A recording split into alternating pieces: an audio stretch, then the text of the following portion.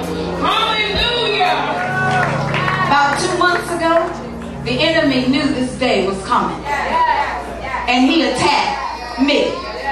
Because I said a long time ago, souls were flying in to the Way Ministry. I saw it. I didn't know where it was at. But God is a God that never fails. He has never, he cannot ever fail me.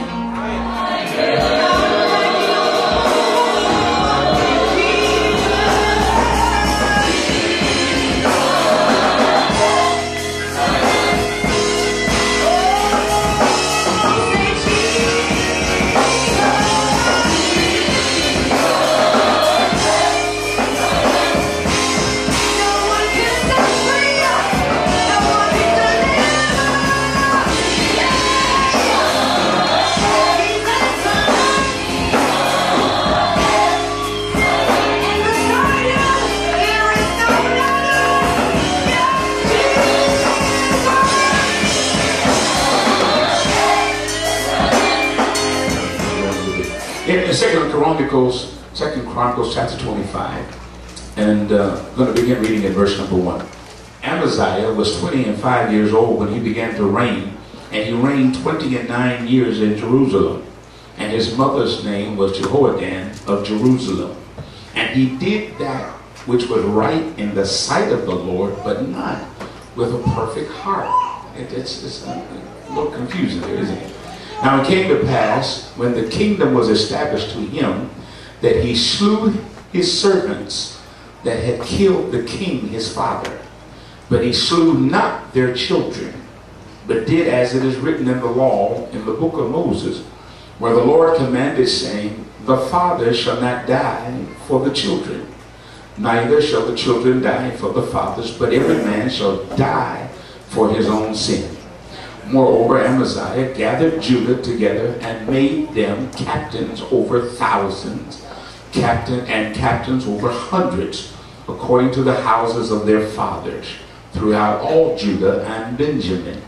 And he numbered them from 20 years old and above, and found them 300,000 choice men, able to go forth to war, that could handle spear and shield.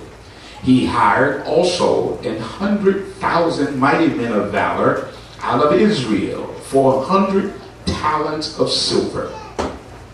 But there came a man of God to him, saying, O king, let not the army of Israel go with thee, for the Lord is not with Israel, to wit, with all the children of Ephraim. But if thou wilt go, do it. Be strong for the battle. God shall make thee fall before the enemy. For God hath power to help and to cast down.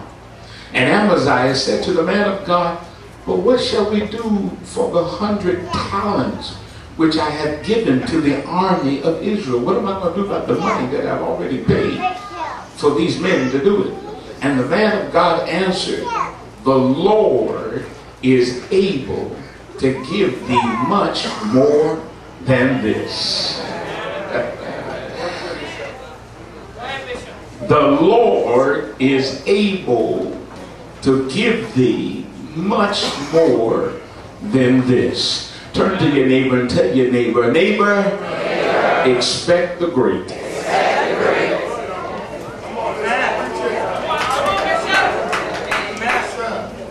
Today we have come to raise praise and to set the tone for future events that are to follow.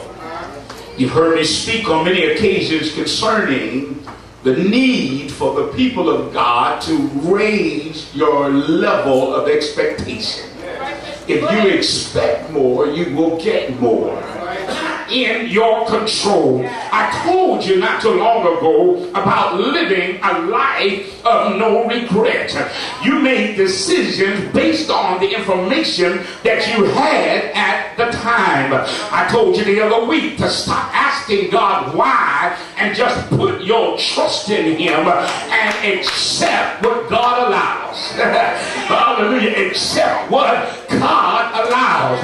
He tells us in his word, don't be weary in well-doing, for you shall reap if you faint not. Now look what he says in Philippians 1 and 6. Miss Teresa, I couldn't get off of this verse. I had to get it in 3 different versions. But listen what he says. He says in Philippians 1 and 6, he says, being confident of this very thing, that he which hath begun a good work in you will perform it until the day of Jesus Christ. But look what he says, how it says it in the Message Bible. The Message Bible says it like this. He says, every time you cross my mind, I break out in exclamations of thanks to God. Hallelujah. He says each exclamation is a trigger to pray. It's a trigger to prayer. I find myself praying for you with a glad heart. I am so pleased that you have continued on in this with us, believing and proclaiming God's message from the day you heard it right up to the present. There has never been the slightest doubt in my mind that God, who started this great work in you, would keep at it and bring it to a flourishing finish on the very day that Jesus Christ appears. Hallelujah. In other words, God says, I'm not going to stop till I get it completed. Hold on a minute. Look what the Amplified Bible says. The Amplified Bible says it like this. He says, I am convinced and sure of this very thing, that he who hath begun a good work in you will continue until the day of Jesus Christ. In other words, right up to the time of his return, developing, here we go now, that good work and perfecting and bringing it to full completion in you. In other words, God will not stop until he has perfected in you his purpose according to his divine will. Hallelujah. God says that I'm bound to you. He says I will not stop doing what I'm doing until it is perfected, until my divine will is perfected in you. Oh, y'all don't hear me. As I look at that girl sitting back there, and then came in a wheelchair, and then I tried to get to the hospital to visit her, but you couldn't get in, and then laid on life support and everything.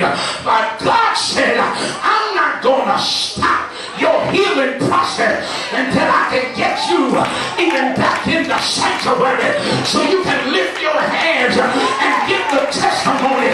If it had not been for the Lord